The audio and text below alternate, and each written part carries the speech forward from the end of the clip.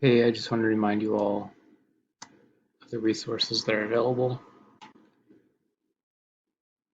to you on My Math Lab.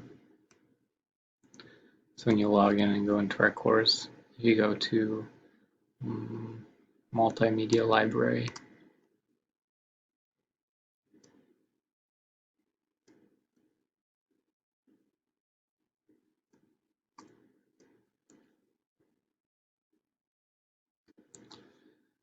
the next chapter we were going to cover is Chapter 7. So if you click Chapter 7 as your chapter, all sections, select all media type, find now. What it'll do is it'll pull up textbook video lectures. So these are actually 20-minute lectures on each of the sections.